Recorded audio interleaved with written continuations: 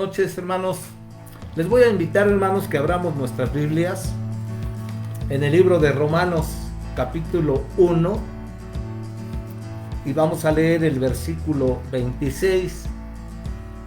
Por eso le puse en el título de la reflexión, comentario de Romanos 1:26. Y ahorita les digo por qué. Vamos a leerlo. Dice la palabra de Dios: por esto Dios los entregó a pasiones vergonzosas, pues aún sus mujeres cambiaron el uso natural por el que es contra naturaleza. Bueno, estos versículos siempre han sido polémicos. De hecho, desde el 18 en adelante hasta el 32 nos narra cuál es la dinámica, al menos en el mundo, que sucede, de tal manera que la gente cae en el homosexualismo. Hemos dicho que, dice la misma palabra de Dios, nos dice que no hay nada nuevo debajo del sol. Todo esto ya tiene antecedentes. Lo que sí podemos diferenciar es que en cada época ha tenido diferentes presentaciones. La raíz es la misma, pero en cada época se presenta de diferentes maneras. Y lo que sí podemos hasta cierto punto asegurar, por así decirlo, es que estamos en la culminación de todo esto. Porque, digo, sí, a través de la historia siempre ha habido homosexualismo, pero hoy, volvemos, se presenta, pero mucho más sofisticado y complejo. Satanás es muy astuto. Entonces introduce la ideología de género. Mencionaba que hoy se ha presentado con una sofisticación que es la cúspide, la culminación de todo este enredo. Satanás siempre ha sido muy astuto. En sí, él siempre va en contra de lo que Dios ha establecido. Al final, la raíz de todo esto involucra afectar la identidad del ser humano. El Señor es claro en su palabra. En Génesis encontramos especificado: varón y hembra los creó.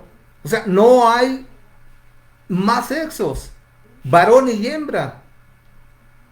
En los años 60, 70, 80, cuando, y si no es que desde un poquito antes, pero digamos que en esos años fue la culminación de la aplicación del método científico con todo el rigor que involucra.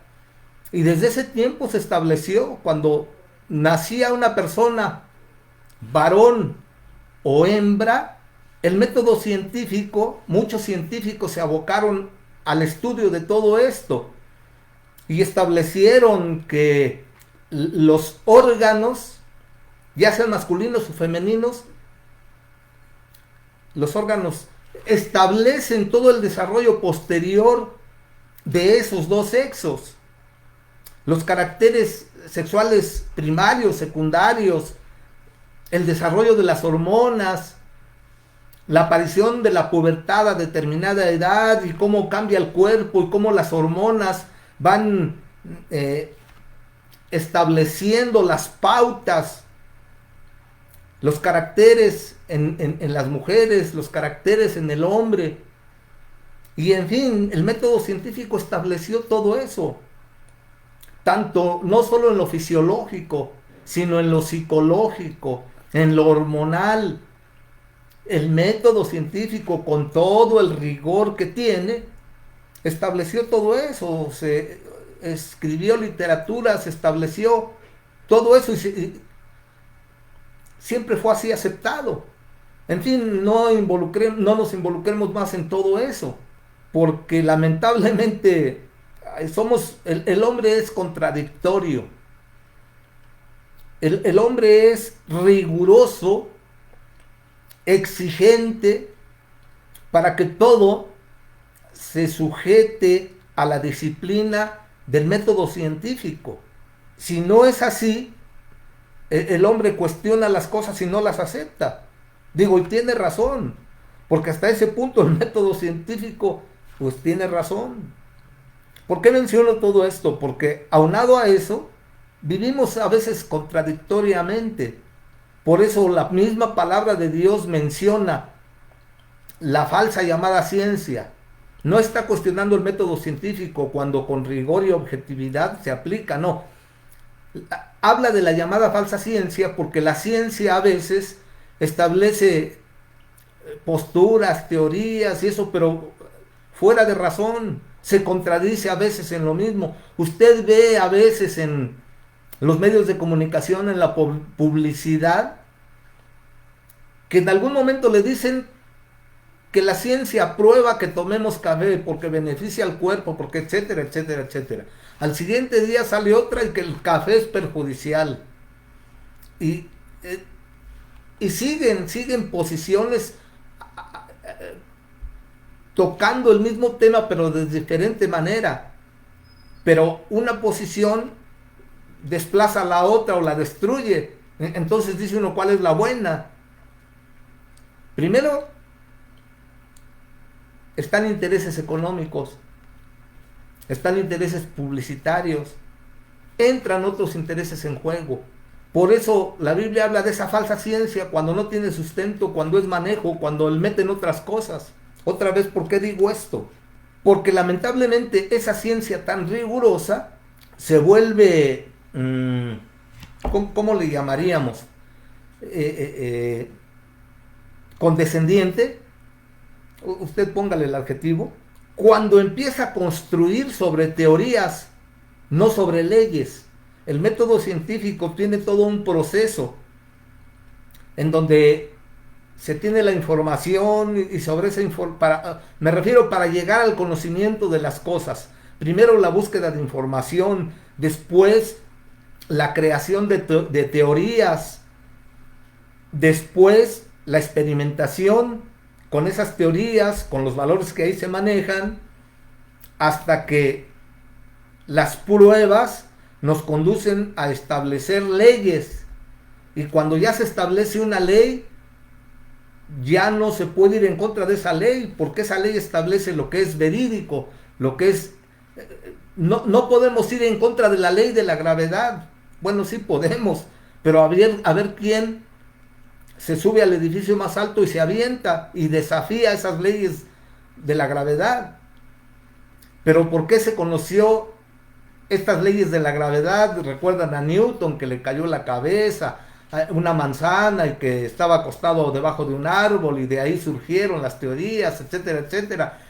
Y de ahí ya, bueno, siempre ha existido en la naturaleza esas leyes, pero alguien las descubre, establece sus teorías, hace pruebas, y entonces, de acuerdo a todo ese proceso, se establece una ley que es absoluta y no puede ir en contra de esa ley.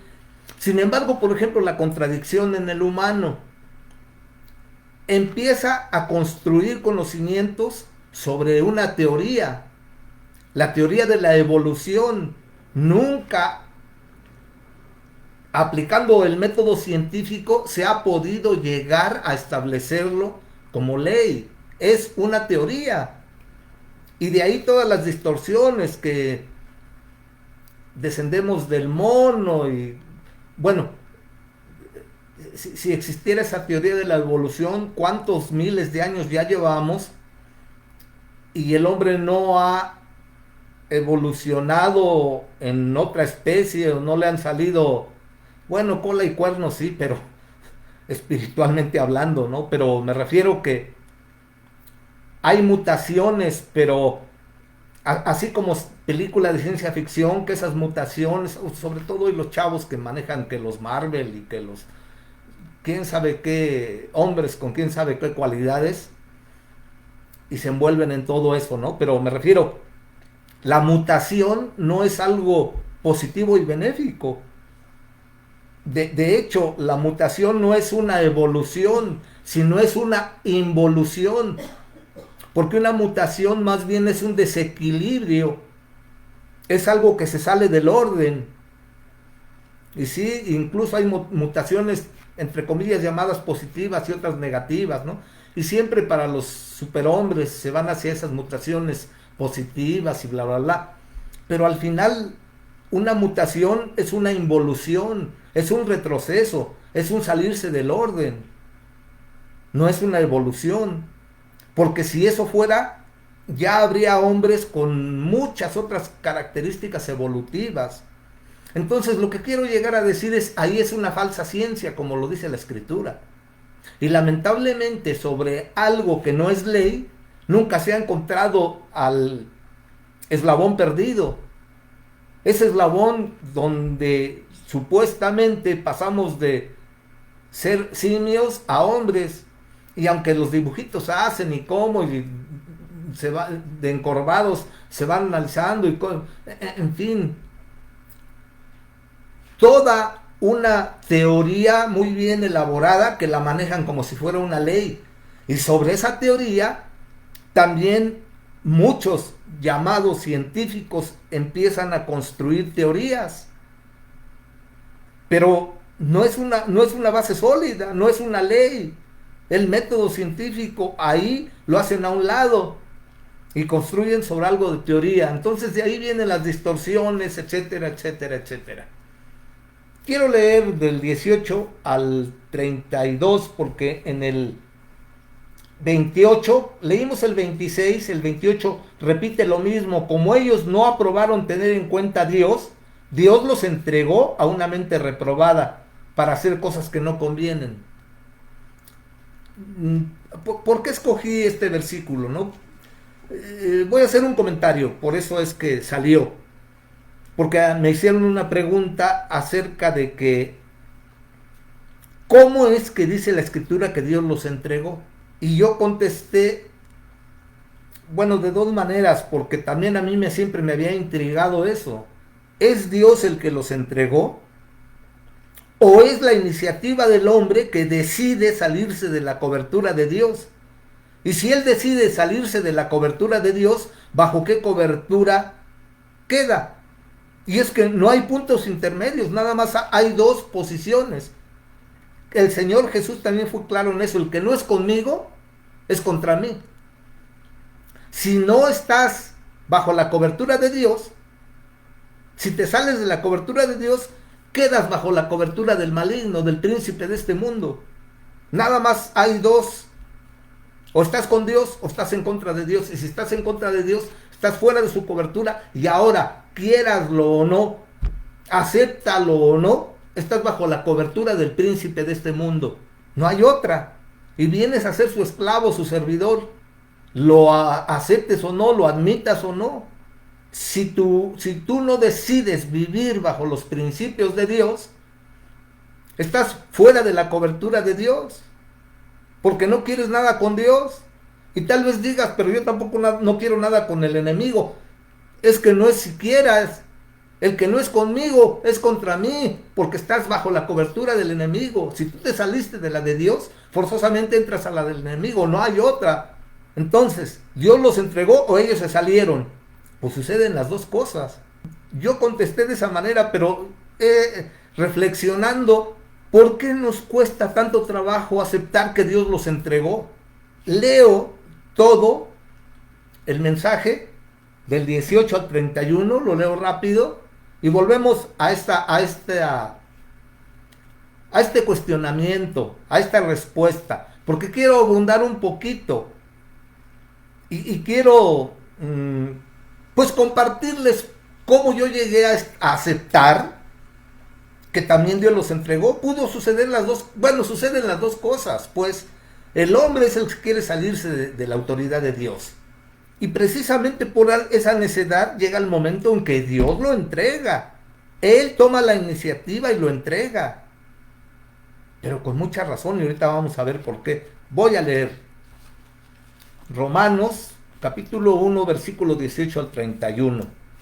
Este es todo el contexto y la dinámica por lo cual el hombre abre puertas a estas influencias espirituales para que llegue la distorsión.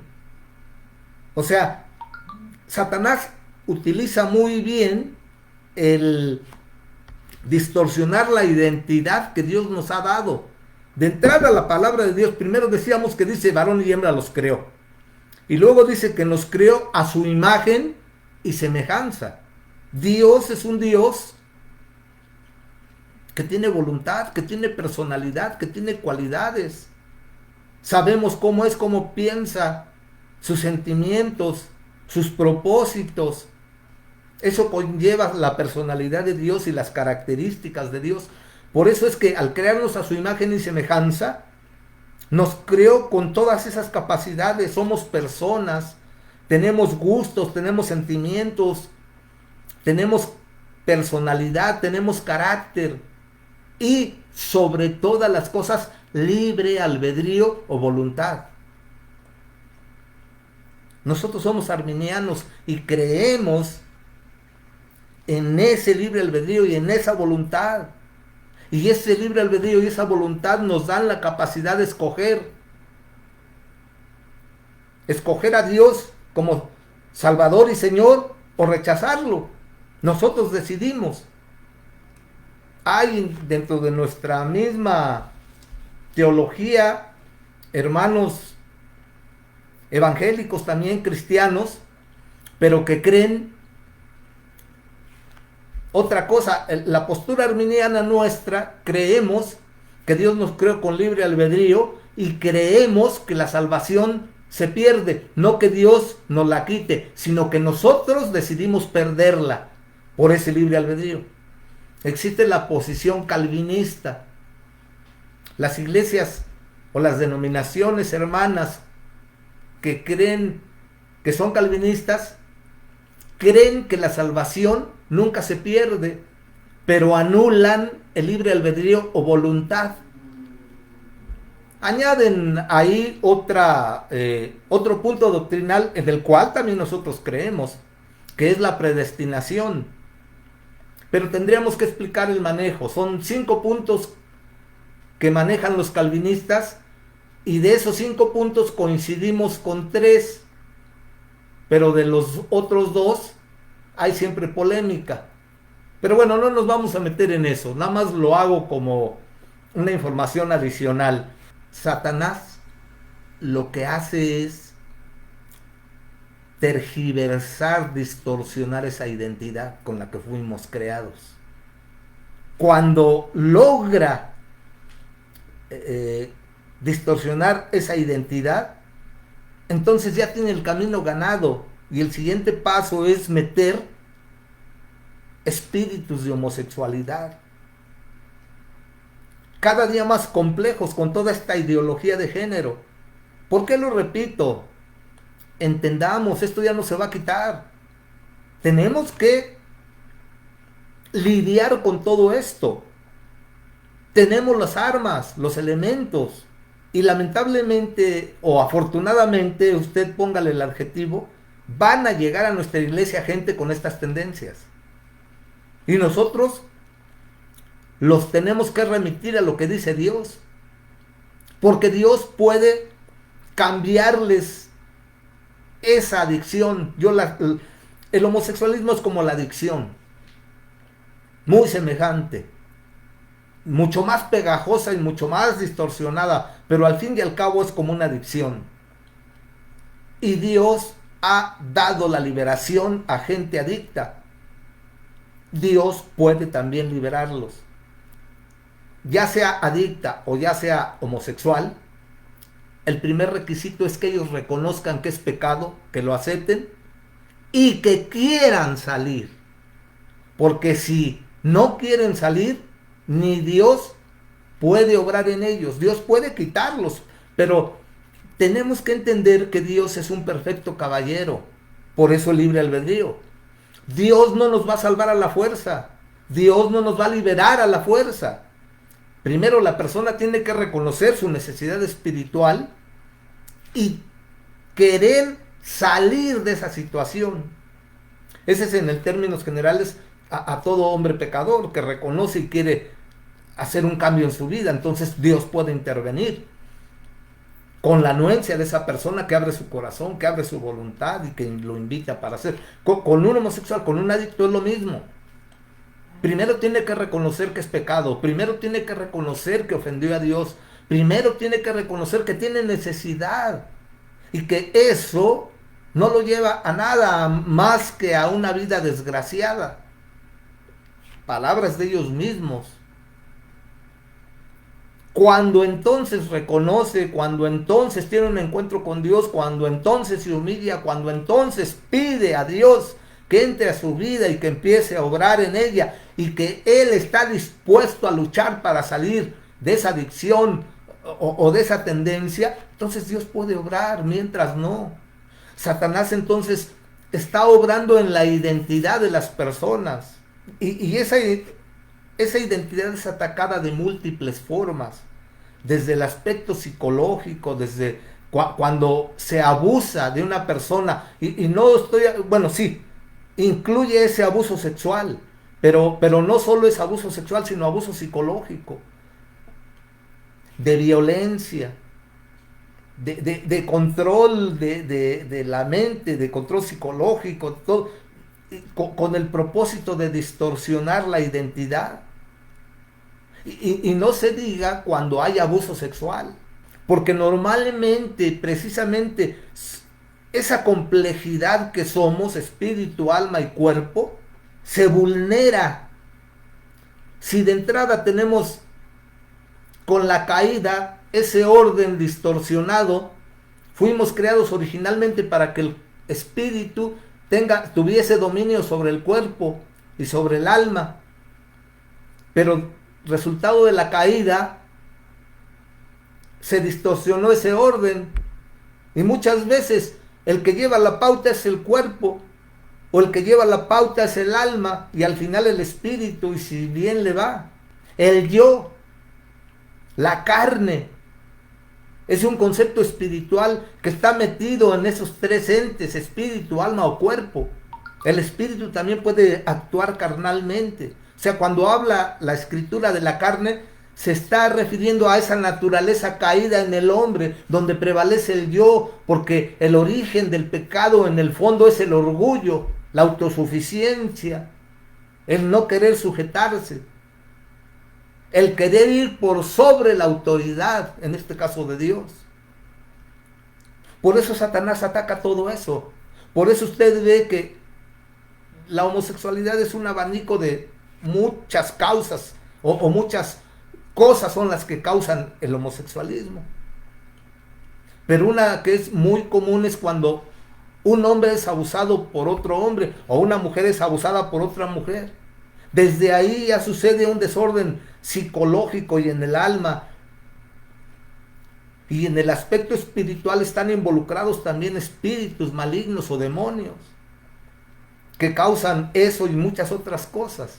Pero en Romanos 1:18 al 31, 32, establece cuál es la dinámica.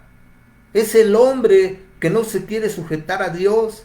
Es el hombre que distorsiona la verdad para evadir a Dios, para no sujetarse a Dios, para vivir como él quiera, incluso crear su religión. Y con esa religión, indirectamente, inconscientemente, lo que quiere es controlar a Dios y no ser controlado por Dios. Entonces existe esa dinámica precisamente de distorsión de la identidad y de que el hombre, no queriendo sujetarse a Dios, detiene la verdad con injusticia, dice, y empieza a trastocar a la persona de Dios en animales, en ídolos. Habla de la idolatría, pues.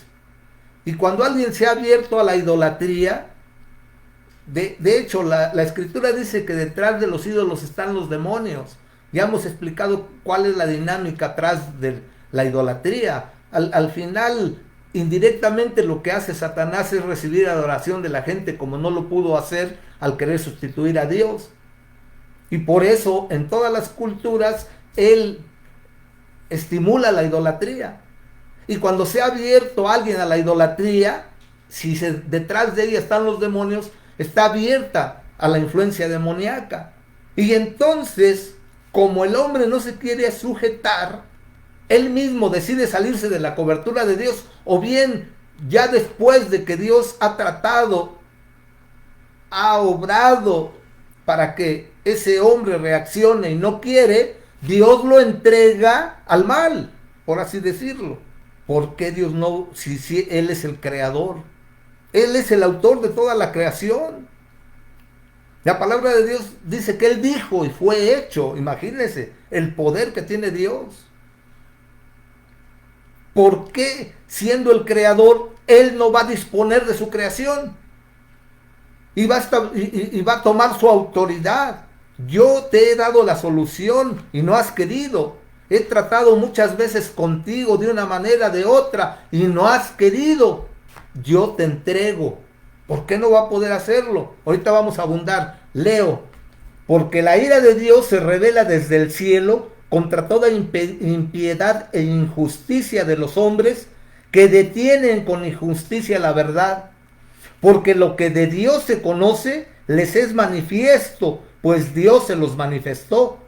Porque las cosas invisibles de Él, su eterno poder y deidad, se hacen claramente visibles desde la creación del mundo, siendo entendidas por medio de las cosas hechas, de modo que no tienes excusa. Pues habiendo conocido a Dios, no le glorificaron como a Dios, ni le dieron gracias, sino que se envanecieron en sus razonamientos, y su necio corazón fue entenebrecido. Profesando ser sabios, se hicieron necios, y cambiaron la gloria del Dios incorruptible en semejanza de imagen de hombre corruptible, de aves, de cuadrúpedos, de reptiles, por lo cual también Dios los entregó a la inmundicia en las concupiscencias de sus corazones, de modo que deshonraron entre sí sus propios cuerpos, ya que cambiaron la verdad de Dios por la mentira, honrando y dando culto a las criaturas antes que al Creador, el cual es bendito por los siglos. Amén. Por esto Dios, otra vez 24, 26 y 28, bueno, por esto Dios los entregó a pasiones vergonzosas, pues aún sus mujeres cambiaron el uso natural por el que es contra naturaleza. Y de igual modo también los hombres, dejando el uso natural de la mujer, se encendieron en su lascivia unos con otros, cometiendo hechos vergonzosos, hombres con hombres, y recibiendo en sí mismos la retribución debida a su extravío.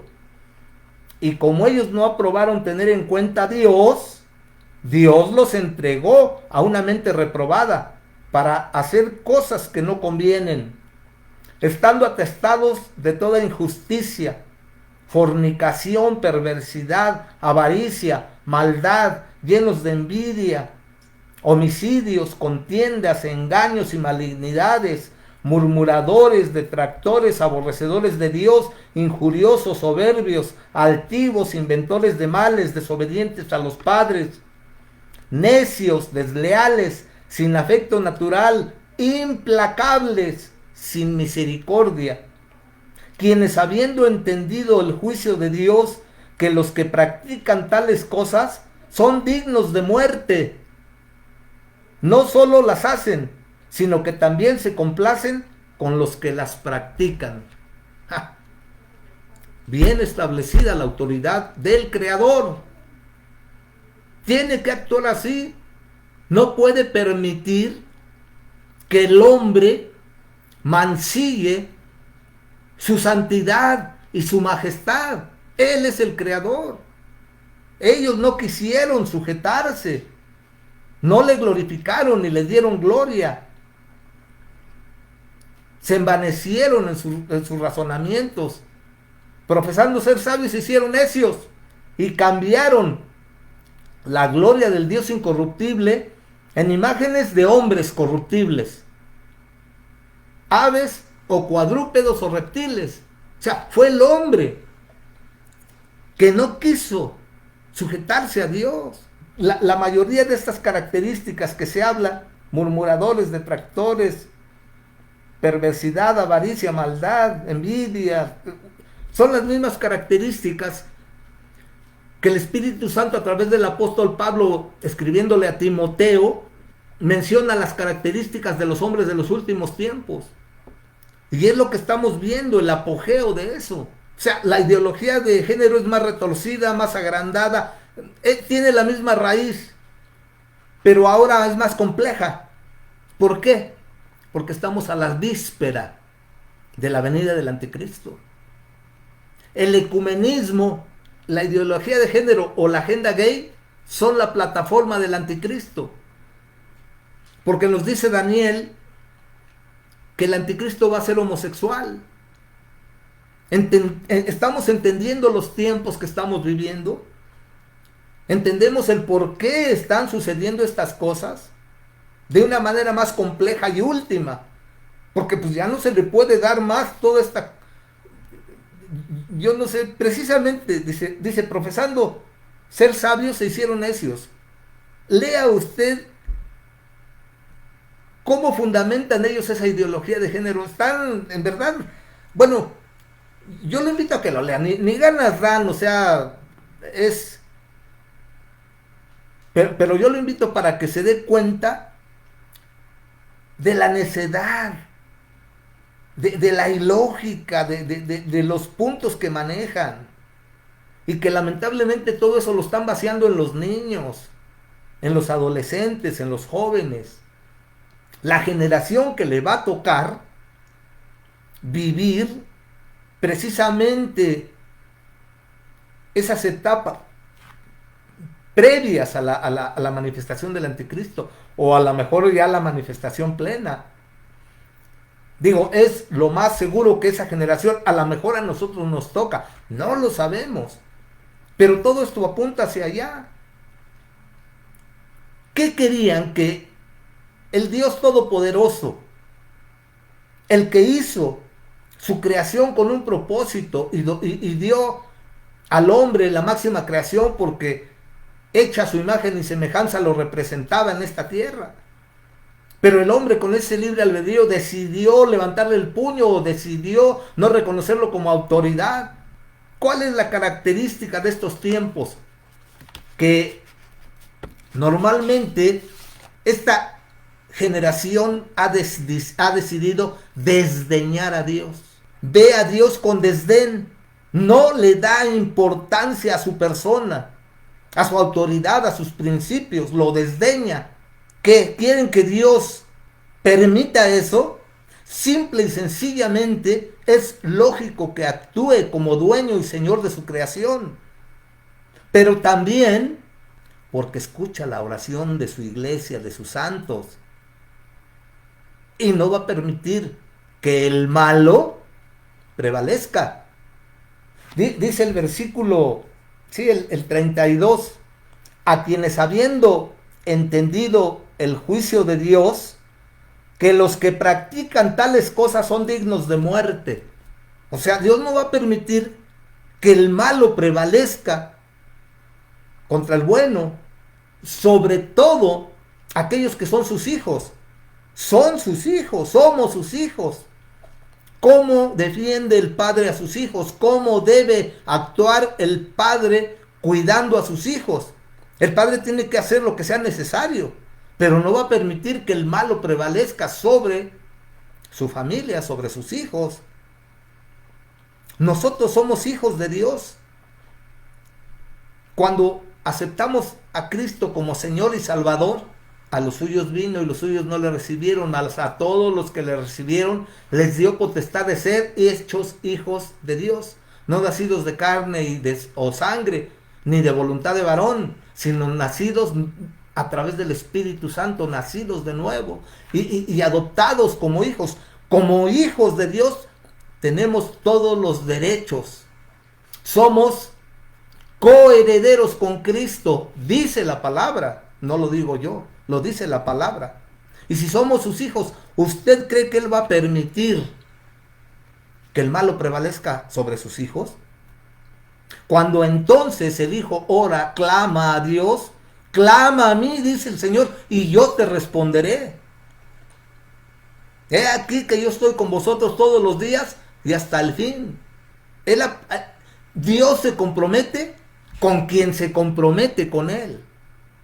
Entendámoslo. Dios no es un viejito senil que no tiene autoridad, que tiene falta de carácter. Así lo quieren presentar. Dios es el creador de todo lo que existe, lo manifiesta en su creación, pero el hombre no lo quiere entender. Él tiene que tomar dominio. Cuando ve que esta generación no tiene temor de Dios, y no me estoy refiriendo, porque luego a veces algunos distorsionan y toman ese temor de Dios como que si le tuviéramos miedo a Dios. Dios es tan insensible, tan cruel, el Dios de ese Antiguo Testamento, el Dios insensible y cruel, hay que temerle. No, cuidado, no se está refiriendo a eso. Es un temor reverente. Cuando usted ha conocido a Dios y ha probado de Dios, y ha probado de su amor, de su misericordia, de su comprensión, de sus tratos, de cómo nos soporta, de cómo nos consiente, de cómo nos dirige, de cómo busca siempre nuestro bien. Cuando conocemos a ese Dios, viene o debe venir o debemos abrir nuestro ser a tener un temor reverente.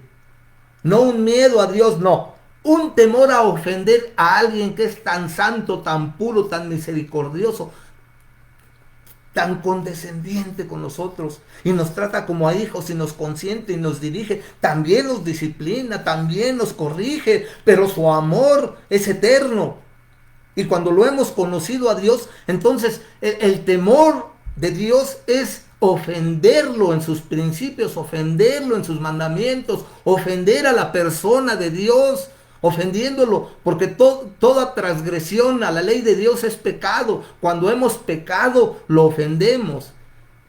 Duele ofender a alguien tan puro, tan santo, tan misericordioso, que es un Dios real, vivo y que está consciente. Es un Dios del eterno presente que está a nuestro lado. A eso se refiere, pero la generación de estos tiempos no tiene temor de Dios. La generación de estos tiempos, igual que lo que describe aquí, no le glorifica, no lo reconoce, prefiere cambiarlo por otras cosas. Es curioso cómo la gente cambia la majestad de Dios por idolatría, por contradicción. ¿Cómo visten con la ropa más exquisita y lujosa a una calavera y la adoran? Ya no se diga, se envanecieron. Cambiaron la gloria de Dios en imagen de hombre corruptible, de hombre o de mujer. En eso consiste la idolatría. ¿Cómo Dios no va a estar enojado si dice que yo soy un Dios fuerte, celoso, que no comparto mi gloria con nadie, que visito la maldad de los padres sobre los hijos hasta la primera y cuarta generación de los que me aborrecen? Él no comparte su gloria y Él es celoso. Él quiere que nos casemos con Él, que hagamos, o sea, Él toma la figura que Él creó del matrimonio. Ya no serán dos sino uno, y lo analoga, lo compara con nuestra relación con Él, porque Él se quiere casar con nosotros para que seamos uno. Y así trata también esa relación. Por eso es que encontramos tanto en el Antiguo Testamento, sobre todo en el Antiguo Testamento, igual en el Nuevo pues, pero desde el Antiguo Testamento, cuando habla a su pueblo que comete adulterio, refiriéndose a que ese pueblo fue infiel, abandonó al esposo y se unió a otro, fue infiel.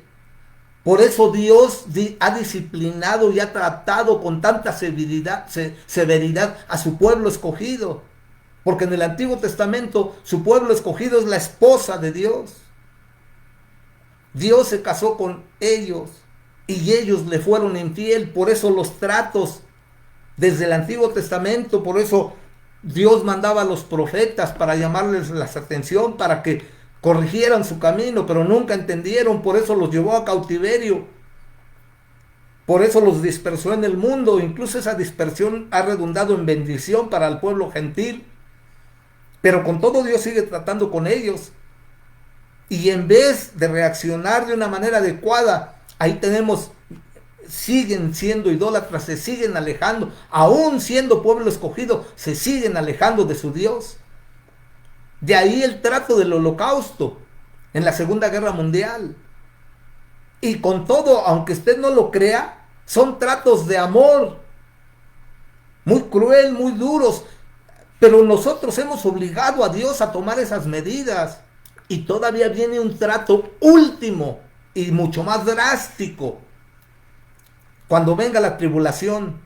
Sin embargo, otra vez en la misericordia de Dios, Dios va a levantar a 144,000, 12,000 de cada tribu, 144,000 judíos que van a predicar el evangelio. Haga a un lado esas teorías de los testigos y los 144,000. No. La Biblia es clara, 144,000, 12,000 de cada tribu. La fuerza evangelizadora más poderosa de la historia de la humanidad. Y van a predicar, sí, al pueblo escogido, a los judíos. Les van a hacer ver que Cristo es el Mesías esperado. Y ellos aceptaron al anticristo. Porque el anticristo los va a engañar y los va a hacer que lo acepten como Mesías. Y los 3 primeros años y medio va a cumplir con sus expectativas.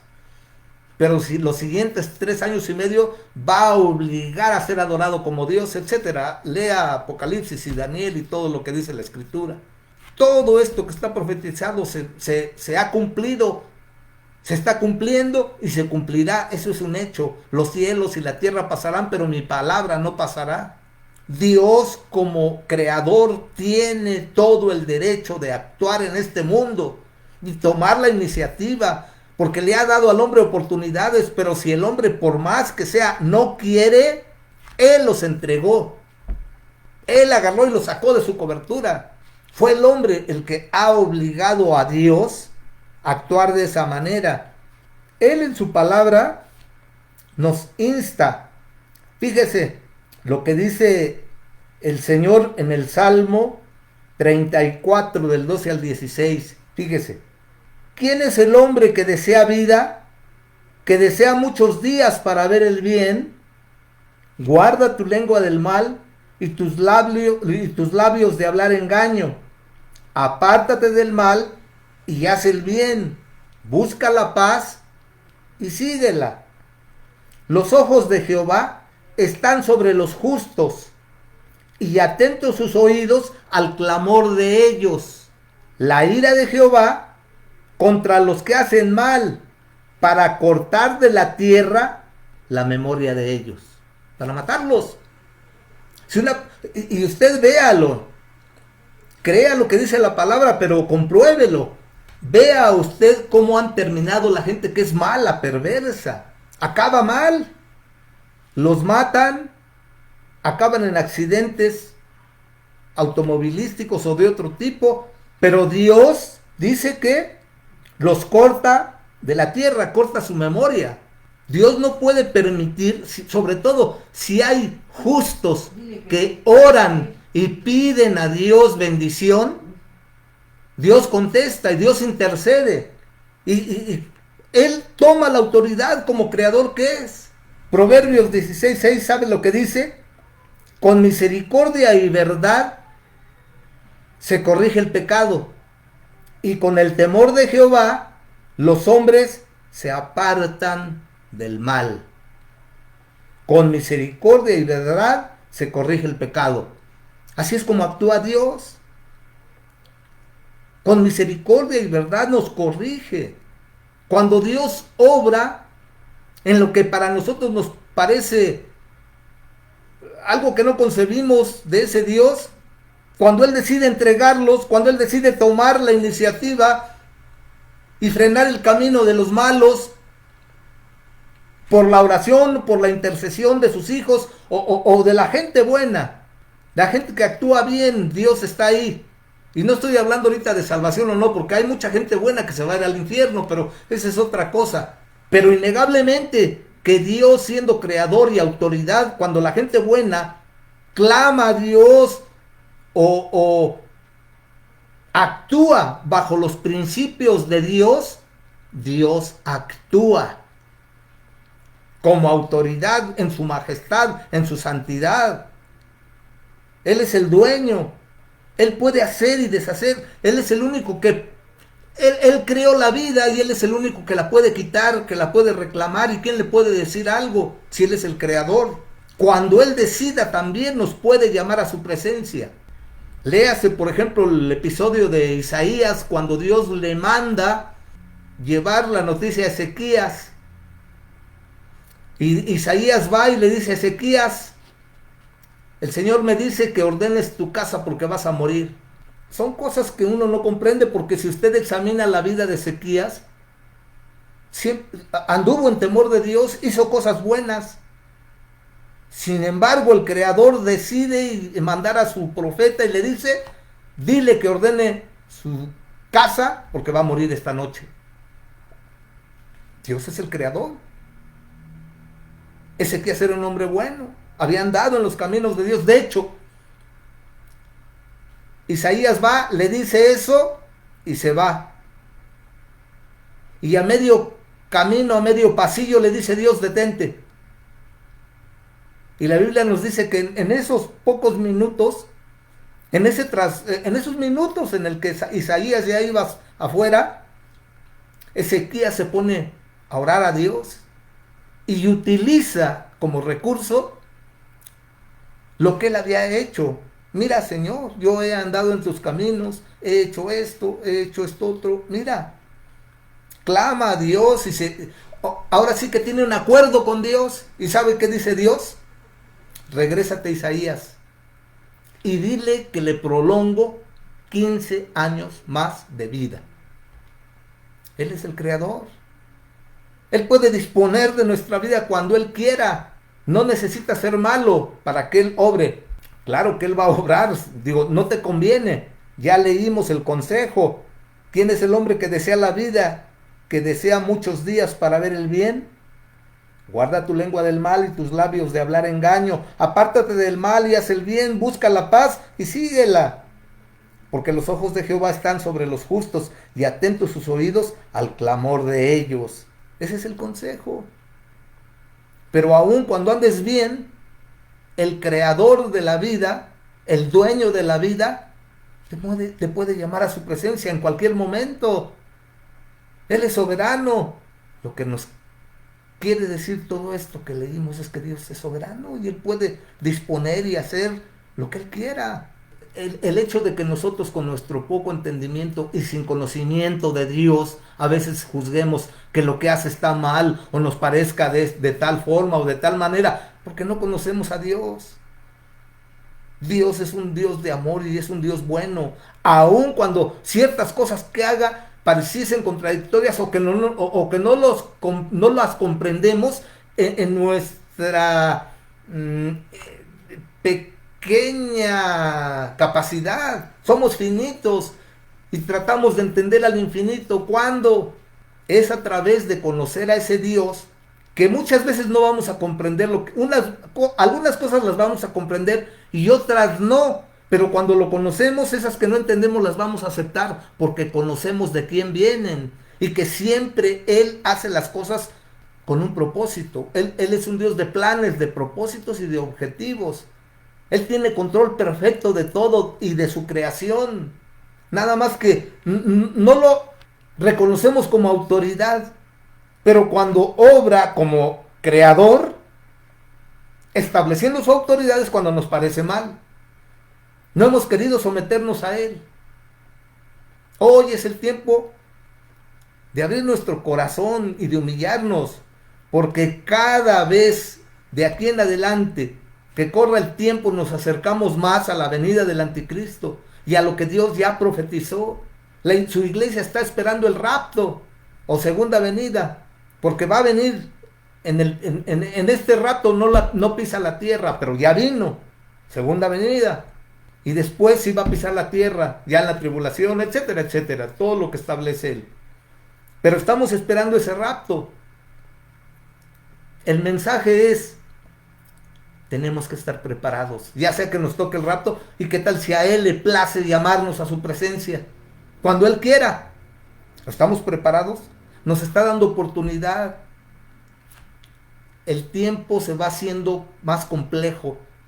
Nos advierte Él en su palabra, va a haber apostasía, falsos profetas, falsos maestros, engaños. Van a utilizar la misma palabra, pero los van a dirigir al Señor, pero de este mundo.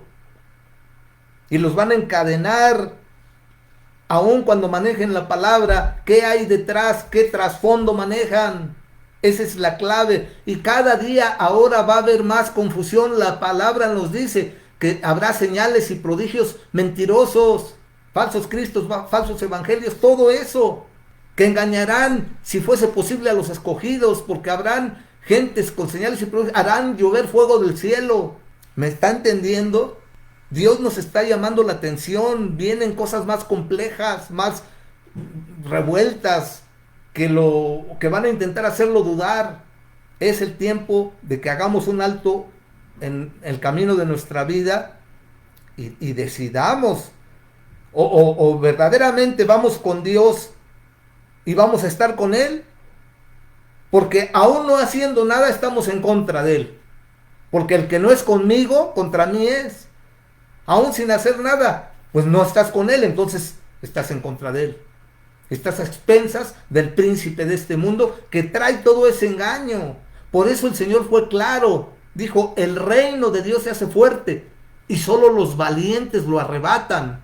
Es en el tiempo que debes de hacer un alto en el camino y examinar tu vida. Dios está dispuesto. Él sabe las características de estos últimos tiempos, que se van a empeorar, que se van a acomplejar y van a crear estos monstruos con todas esas características, detractores, aborrecedores del mal, y yendo en contra de uso natural, etcétera, etcétera, etcétera. Todo eso viene. Primero, ya tuviste un encuentro con Dios, ya hiciste un compromiso con Dios. Segunda, ¿qué es de tu familia? ¿Qué es de tus hijos? ¿Qué es de tu esposo, de tu esposa? Vuelvo a repetir. Este tiempo Satanás va a trabajar con estas nuevas generaciones que son las que les va a tocar vivirlo. ¿Qué estamos haciendo por nuestros hijos? ¿Qué estamos haciendo por nuestros nietos? ¿Qué estamos haciendo por nuestra familia? Sí, otra vez viene que ya se compuso, que ya las vacunas, que ya semáforo verde, que otra vez las actividades, que otra vez a la escuela, que otra vez a la, entre comillas, normalidad que antes teníamos, que esa ya nunca vamos a regresar, pues, pero ya viene todo eso. Otra vez el mundo vuelve a su dinámica. Satanás sigue trabajando, va a seguir utilizando ese mundo, va a seguir sembrando sus valores, va a seguir tratando de lograr que la mayoría de personas no reconozcan a Dios, no reconozcan la solución que Él dio al problema del hombre, que es el pecado, en Cristo su Hijo, en esa cruz y en ese sacrificio, derramando su sangre. Él ya dio la solución, sigue vigente todo eso, sigue teniendo valor, siempre y cuando el hombre quiera, siempre y cuando el hombre reconozca y se humille. El sacrificio de Cristo sigue siendo vigente. Dios permitió dentro de todo esto, llamémosle simulacro. Lo llamo simulacro porque toda esta pandemia, todo esto que está aconteciendo, es un atisbo de lo que viene más adelante. Cuando usted lee Apocalipsis, cuando los sellos, cuando los caballos, cuando las plagas, cuando todo eso, esto es un pequeño atisbo. Aquello va a ser imposible de vivir. Y eso viene. Estamos en nuestros propios ojos viendo cómo se está estructurando todo para eso. Ahí está Israel, que es el reloj del tiempo profético de Dios. Busque a Dios. Es responsabilidad de usted examinar. Posiblemente usted tiene una religión. Esa religión está de acuerdo a los principios establecidos en la palabra de Dios. Lea la palabra de Dios. El Señor Jesús, ¿sabe qué dijo? Escudriñad las escrituras, porque en ellas os parece que tenéis la vida eterna, y ellas son las que dan testimonio de mí. Escudriñad no es un consejo, es una orden. Lo está hablando de manera imperativa. Escudriñad. En ellas está la salvación. Es responsabilidad de usted examinar si usted tiene religión. Se apega a esa religión, a la palabra, a los principios. Haga un alto en el camino, decídase a buscar a Dios. Empiece con los evangelios, empiece a pedirle a Dios, a platicar con Dios. Orar es eso, platicar con Dios. Transmítale lo que usted piensa, lo que usted siente, lo que usted es. Pídale que lo encamine, que lo dirija hacia una religión, una iglesia en donde se predique la palabra de Dios pura. Le digo, hay tantas ofertas y opciones en el mismo internet, encontramos tanto, pero hay que escudriñarlo, hay que examinarlo, hay que discernirlo, porque vivimos tiempo de apostasía, tiempo de confusión, tiempo de falsos maestros, falsos profetas. Y si hay falsos, también hay verdaderos. Y el propósito es que usted encuentre el camino verdadero, la posición adecuada. No porque hablen de Biblia, no porque prediquen la palabra ya, sino hay que ver los fundamentos, el trasfondo, su práctica. Por sus frutos los conoceréis. Abra su corazón, pídale a Dios que Él lo dirija, que Él le dé la oportunidad de conocer el camino verdadero, con la pureza de su doctrina, con la pureza de sus principios. Y cuando usted abre su corazón, es el Espíritu Santo el que empieza a obrar. Y esa es la labor del Espíritu Santo. Conducirnos a toda verdad, redarguirnos de pecado, consolarnos, aconsejarnos, dirigirnos. Si usted es honesto con Dios, Él se va a encargar de lo demás. Hasta aquí lo dejamos, nos extendimos un poquito, pero espero que haya sido de bendición. Vuelvo a repetir, cada día está nuestra iglesia abriendo esta oportunidad para una reflexión, para un testimonio, para que alguien comparta. Y ayer fue un día de ayuno y de oración, con el propósito de que permita Dios que regresemos a nuestra iglesia y nos propongamos crear el ambiente correcto, adecuado para que Dios se mueva. Que sea Dios el que obre en medio de sus hijos, de su iglesia. Que sea Dios el que traiga a la gente a su conocimiento. Y si es en nuestra iglesia, pues estamos abiertos porque somos deudores de Dios. Con nada pagaremos lo que Él ha hecho con nosotros. Pero dice el Señor, dad de gracia lo que de gracia habéis recibido. Y tenemos que tomar al que viene herido, al que viene con deseos de tener un encuentro con Dios y dirigirlo y encaminarlo para que al final Él establezca su relación personal con Dios y Dios empiece a obrar en su vida y le dé la capacidad de distinguir y reconocer el camino correcto. Lo invitamos el día de mañana a las 8. El Señor les bendiga.